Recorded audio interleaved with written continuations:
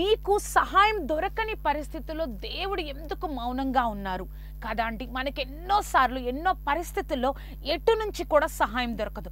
కొన్ని పరిస్థితుల్లో ఎటు నుంచి కూడా ఒక ఏదన్నా మొదలు పెట్టినప్పుడు కానీ, ఏదన్నా కార్యం జరుగుతున్నప్పుడు కానీ, కొన్ని పరిస్థితుల్లో ఎటు నుంచి కూడా సహాయం దొరకదు. నాకు సహాయం దొరకని స్థితిలో దేవుడు ఎందుకు మౌనంగా ఉన్నాడు అనుకుంటున్నావా? ఇప్పుడు ఒక వాక్యాన్ని మనం ధ్యానిద్దామండి. 1 సమూయేలు గ్రంథము 30వ అధ్యాయము 1వ వచనం నుంచి మనం చూసినట్లయితే, అక్కడ దావీదుతో ఉన్న 600 మంది ప్రజలు ఏం చేస్తారంటే, ఫిలిస్తీన్లతో యుద్ధానికి వెళ్ళిన తర్వాత ఫిలిస్తీన్లతో యుద్ధానికి వెళ్ళి మరలా తిరిగి వారు ఉంటున్న ప్రాంతము గిల్గానుకు వచ్చినప్పుడు అక్కడ ఏం జరుగుతుంది అంటే, ఆ యొక్క వారు ఉంటున్న ప్రాంతము సిగ్లానుకను వచ్చినప్పుడు, సారీ అండి, గిల్గాన్ కాదు, సిగ్లానుకను వచ్చినప్పుడు, ఆ ప్రాంతంలోకి వచ్చినప్పుడు వాళ్ళు వచ్చేటప్పటికి, అంటే వాళ్ళు అక్కడికి వెళ్ళి ఫిలిస్తీన్లతో యుద్ధం చేసి వచ్చిన తర్వాత 3 రోజులు అయిపోతుందండి. ఆ 3 రోజుల్లో ఏం జరిగిందంటే, అక్కడికి ఆ యొక్క ప్రాంతానికి, ఆ సిగ్లానుకు ఆ ప్రాంతానికి అమాలేకులు వచ్చి ఆ ప్రాంతాన్నంతా కాల్చివేసి వారి యొక్క కుమార్తెలను, వారి యొక్క ఆస్తిని, వారి యొక్క సంపదను, వారి యొక్క భార్యలు అందరినీ తీసుకొని వెళ్ళిపోతారండి. తీసుకొని వెళ్ళిపోయిన తర్వాత 3 రోజుల తర్వాత ఆ దావీదుతో ఉన్న 600 మంది వచ్చినప్పుడు అక్కడ ఎవ్వరూ కనిపించరు. అంతా కాలిపోయిన స్థితి కనిపిస్తుంది. అంతా కూడా కాలి మసైపోయిన స్థితి కనిపిస్తుంది. కుమారులు ఉండరు, కుమార్తెలు ఉండరు, ఘనులుండరు, అల్పులుండరు, ఎవ్వరూ ఉండరు. అక్కడ ఆ స్థితిని చూసినప్పుడు వాళ్ళు ఇంకా పెద్దగా ఏడవలేక బిగ్గరగా ఏడ్చారు అని అక్కడ ఉంటుంది. ఆ యొక్క బాధను తట్టుకోలేక పెద్దగా ఏడ్చారు అని ఉంటుంది. అంతేకాదు, దావీదుతో ఉన్న 600 మంది ఏం చేశారో తెలుసా అండి?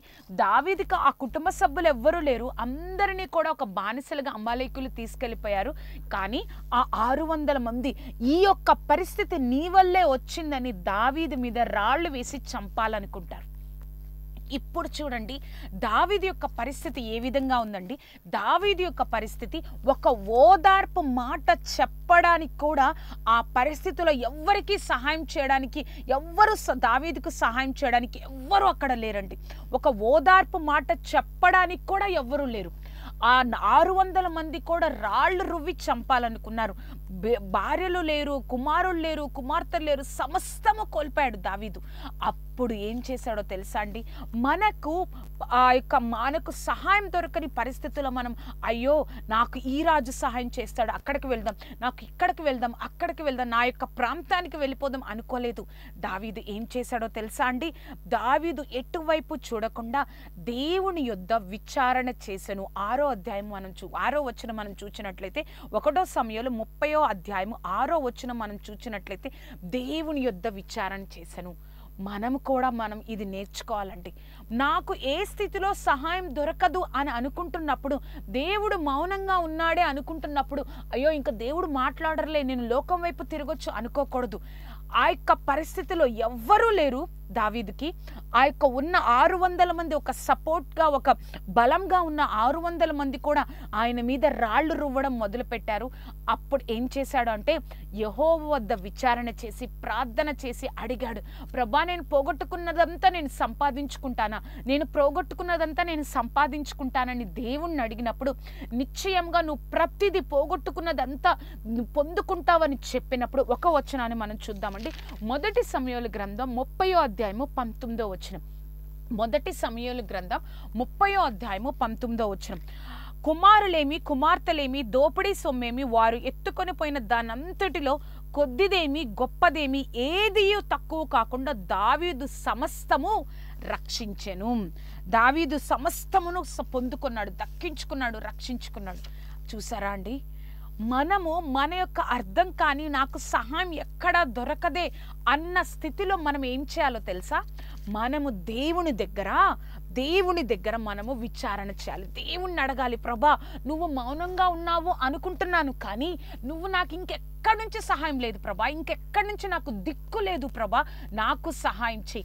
మన దేవుడు ఎంత గొప్ప దేవుడో తెలుసా అండి? అరణ్యంలో ఎక్కడన్నా త్రోవకలు ఉంటుందండి. అరణ్యం లాంటి నీ జీవితం అయినా, ఇంకా పరిస్థితులు, ఇంకా ఏ దారి లేదు నాకు ఈ స్థితిలో అనుకుంటున్న ఆ యొక్క సమయంలో, ఆ యొక్క స్థితిలో అయినా అరణ్యంలో త్రోవను కలగచేసే దేవుడు.